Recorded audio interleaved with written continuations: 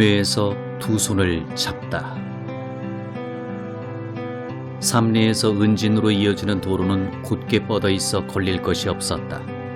마침내 전봉주는 자신이 직접 건드리는 농민군을 선발대로 내세우고 나팔 소리를 길게 울리면서 삼내를 출발했다.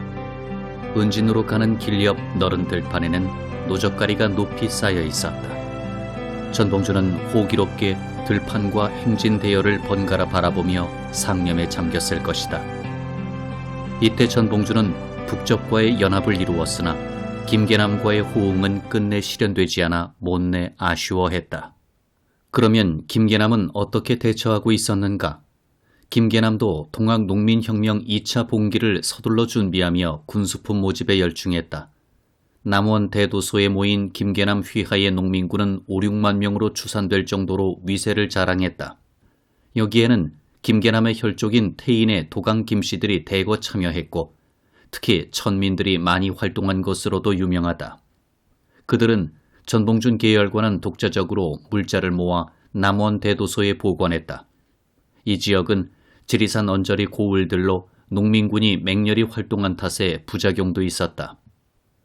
태인 농민군이 곡성 관하로 가서 화약을 모아놓고 술을 마시며 담배를 피우다가 화약에 불이 붙어 김계남의 조카 등 80여 명이 폭사했다.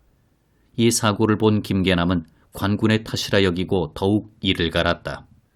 일설에 따르면 흥선대원군의 사자가 김계남을 찾아 남원에 왔을 때 거의 죽을 지경에 이를 때까지 그를 몽둥이로 두들겨 팬 뒤 감옥에 가두었다 한다. 승지 이건영이 와서 임금에 분불하며 군사를 풀지 말고 힘을 합해 외를 토벌하라고 하자 김계남이 공손히 예우했다고도 한다.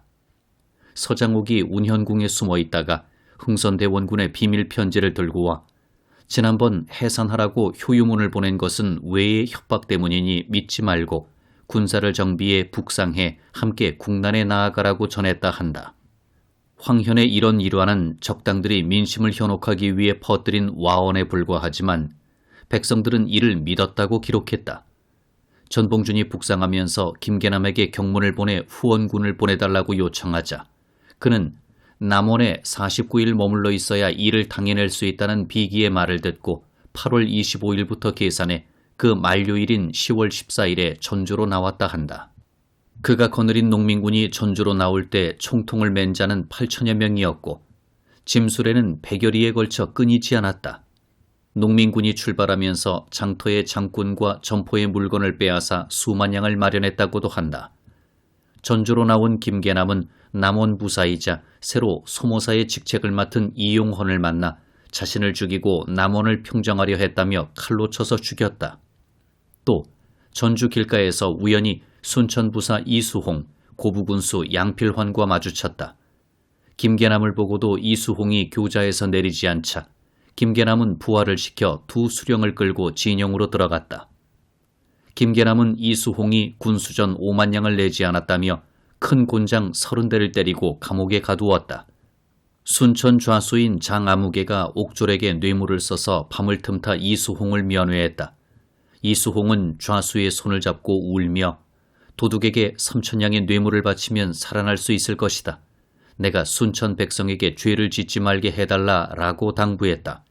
좌수가 돈 3,000양을 빌려다 바쳐 이수홍은 풀려났다. 양필환은 곤장을 맞고 풀려났으나 장독으로 죽고 말았다. 뒤늦게 삼내로 나온 김계남은 전봉준의 후원이 되어 뒤따라 은진으로 올라왔고 청주 병영 공격에도 나섰다. 하지만 김계남의 독자적이고 과격한 태도는 연합전선 형성에 차질을 가져왔다는 평가를 받기도 한다. 전봉준은 농민군을 3열종대로 편성해 진군했고 그는 높은 벼슬아치나 장수의 행차를 표시하는 의식용 수레덮개 홍계를 씌운 수레를 타고 행렬 가운데에서 행군을 지휘했다. 전봉준은 2차 봉기부터는 상복을 입지 않고 농민군의 군복을 입고 때로는 수레를, 때로는 백마를 탔다.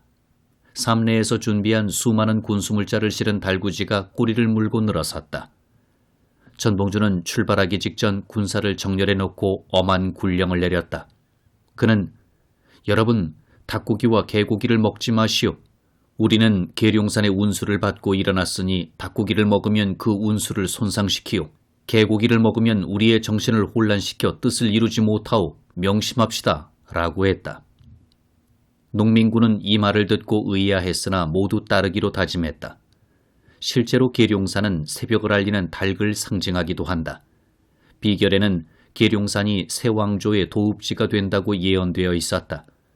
계룡산의 운수를 믿는 많은 사람은 인근의 신도안 등지로 몰려들어 새로운 세상이 열리기를 기다렸다. 최시형도 개고기는 정신을 혼란시키니 이를 먹지 말라고 일렀다.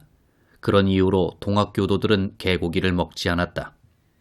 전봉주는 행군을 앞두고 이런 주술적인 명령을 내린 이유는 무엇일까?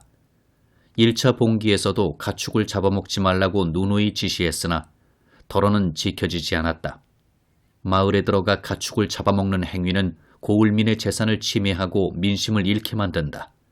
그래서 꾀를 내어 개나 닭을 잡아먹으면 해를 입는다는 말로 이를 금지시킨 것이다. 더군다나 농민군은 계룡산 옆길을 지날 예정이었다. 이 지시는 농민군의 심리를 교묘하게 이용한 전술이었을 것이다. 농민군은 깃발을 요란하게 휘날리며 대포 4문을 앞세우고 행군했는데 그 모습이 마치 뱀이 구불구불 기어가는 듯했다. 농민군은 삼례가도에서 여산, 강경, 은진 방향으로 접어들었다. 전위는 논산, 연산 출신의 농민군이 맡았다. 사람, 깃발, 마소, 달구지 등이 질서정연하게 행진했다. 수십 리에 이르는 행렬은 장관을 이루었다. 고을민들은 연로에 나와 구경하고 손뼉을 치기도 했다. 덩실덩실 춤을 추는 이도 있었다. 농민군은 여산에서 행군을 잠시 멈추고 휴식했다. 여산은 충청도와 전라도 경계에 있는 요충지였다. 이곳에서는 여산 부사를 지낸 김원식 등이 농민군을 이끌고 합류했다. 김원식은 많은 재산을 가지고 강경에 거주하면서 무인으로도 세력을 떨치던 토호였다.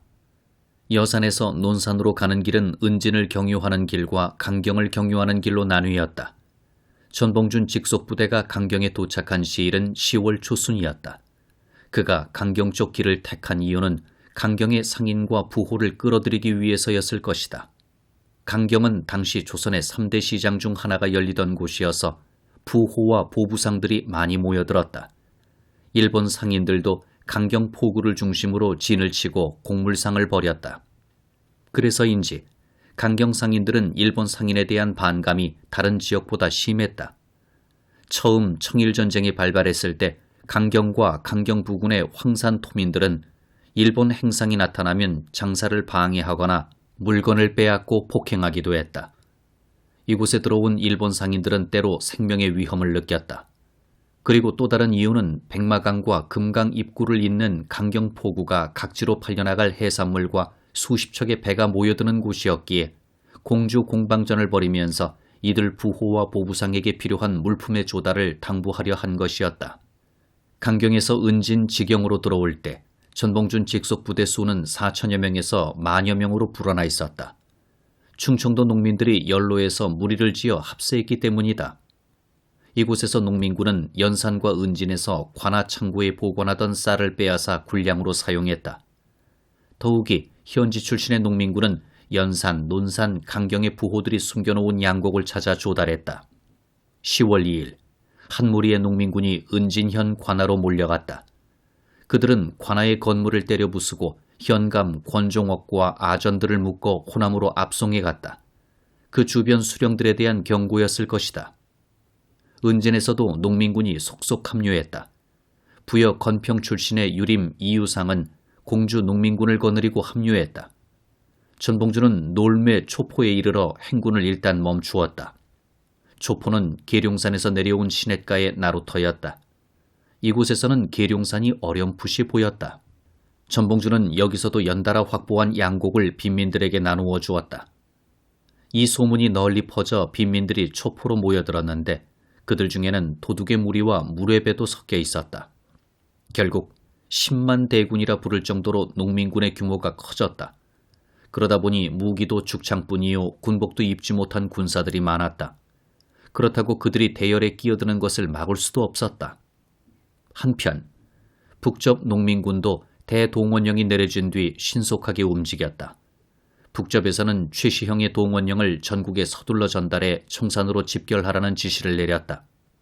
그리하여 이종훈, 이용구 등은 경기도 이천, 안성, 양근 등에서 동원된 농민군을 이끌고 보은으로 나왔고, 보은, 청주 주변 고을에서는 손천민, 강건회 등이 인솔했다.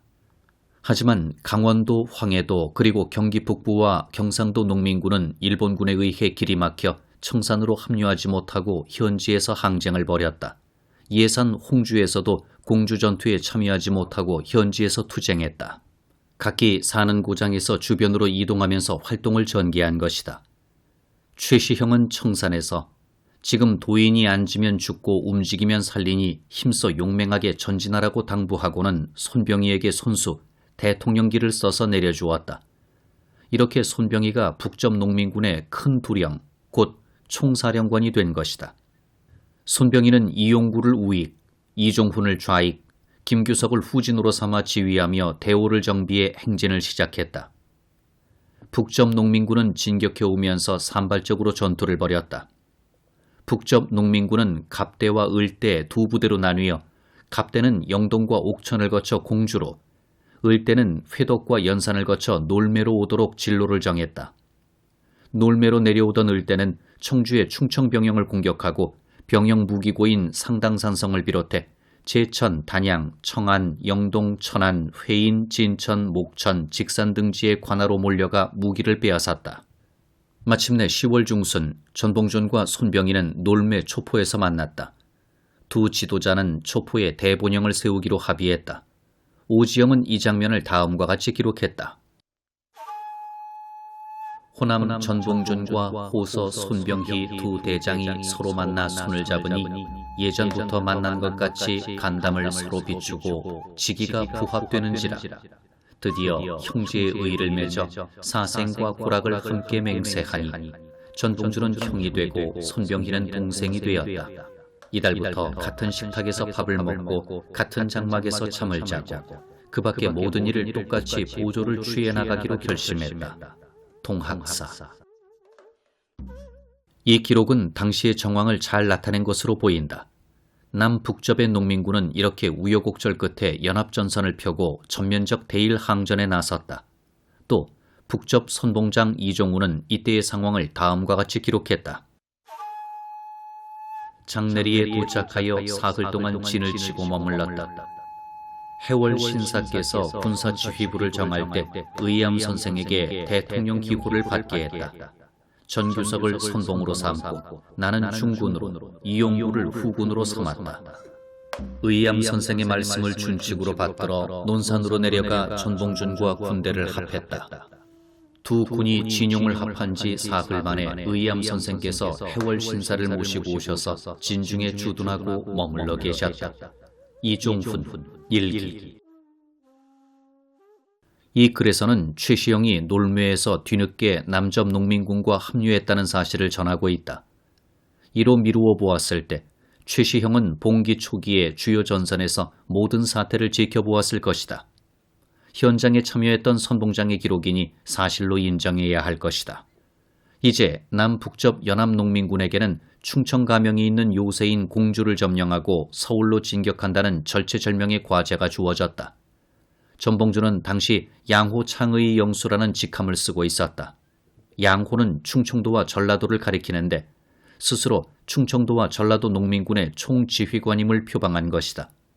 전봉준은 10월 16일 충청감사 박재순에게 간곡한 편지를 보냈다. 하늘과 땅 사이에 있는 사람은 기강이 있어 만물의 영장이라고 일컫는다. 거짓말하고 마음을 숨기는 자는 사람이라고 할 수 없다. 일본의 도둑들이 군대를 움직여 우리 임금을 핍박하고 우리 백성을 걱정스럽게 하니 어찌 참는단 말인가. 임진왜란의 원수를 초야에 있는 필부나 어린애까지도 그 울분을 참지 못하고 기억하고 있는데 하물며 각하는 조정의 녹을 먹는 충신이니 우리 무지렁이들보다 몇 배 더하지 않겠는가. 지금 조정의 대신들은 망령되고 구차하게 자기의 안전에만 빠져서 위로는 군부를 협박하고 아래로는 인민을 속여 일본 군대와 손을 잡아 삼남의 인민들에게 원한을 불러오고 임금의 군사를 움직여 옛 임금의 힘없는 백성을 해치려 하니 진실로 무슨 의도이며 무슨 짓을 하려는 것인가? 지금 내가 하려는 일은 지극히 어렵겠지만 일편단심 죽음을 무릅쓰고 나라의 신하로서 두 마음을 품는 자들을 쓸어 조선 500년의 은혜를 갚으려 한다. 각하는 크게 뉘우쳐서 대의를 위해 함께 죽는다면 얼마나 다행이겠나. 전봉준 상서. 전봉준은 이처럼 대일 항전을 철저히 표명했으나 박제수는 조금의 반응도 없었고 답장도 보내지 않았다. 박제수는 누구인가? 뒷날 높은 벼슬살이를 하면서 매관매직을 일삼다가 을사오적이 된 사람이었다. 그는 충청감사로 있을 때 일본군을 도와 농민군 타도에 앞장섰다. 이를 반성하고 은퇴했다면 오적의 오명은 벗을 수도 있었을 것이다. 공주 전투를 앞두고 농민군 내부에서 작은 사건이 일어났다. 전봉준은 뒤늦게 합류한 김원식의 행동을 주의 깊게 보면서 경계했다. 김원식은 평소 전봉준의 인간됨은 존경했으나 결단력이 부족하다고 여겨 군대의 사기가 점차 떨어진다고 보고 자신이 총대장이 되겠다는 야심을 가졌다 한다. 어느 날 밤 김원식이 작전을 의논한다는 핑계를 대고 전봉준 처소로 들어갔다. 김원식이 목침을 들어 잠자는 전봉준을 내리치려는 순간 전봉준은 눈을 번쩍 뜨고 일어나 침착하게 제의했다. 내가 지금 잠자다가 당신과 손을 잡고 노성 공격의 진두에 있는 꿈을 꾸었소. 우리 곧바로 노성을 공략하고 공주의 동북쪽을 단번에 차지해버립시다. 이때도 전봉준은 김원식에게 온화한 말로 제의했다. 결국 김원식은 이 말을 고지고대로 믿고 전봉준을 따르기로 마음먹었다. 그러자 전봉준은 공주 두령인 이유상에게 비밀리에 지시를 내렸다 한다. 다른 이야기로는 김원식이 술을 멋대로 마시고 행패를 부려 농민군 지도자들의 눈살을 찌푸리게 했다고도 한다. 그날 밤 이유상은 김원식을 불러 술자리를 베풀고 취하게 만든 뒤 틈을 엿보아 김원식을 살해했다. 이유상이 김원식을 죽일 때 전봉준이 말렸지만 이유상은 결단을 내렸다 한다. 공주 대회전을 앞두고 벌어진 이 사건으로 논산포 대본영의 공기를 흐리게 했다고 전하는 한편 이유상은 용기 있는 행동으로 명망을 얻었다 한다. 이 소문은 충청가명의 첩보에도 올라 충청감사 박제순의 반간계로도 이용되었다.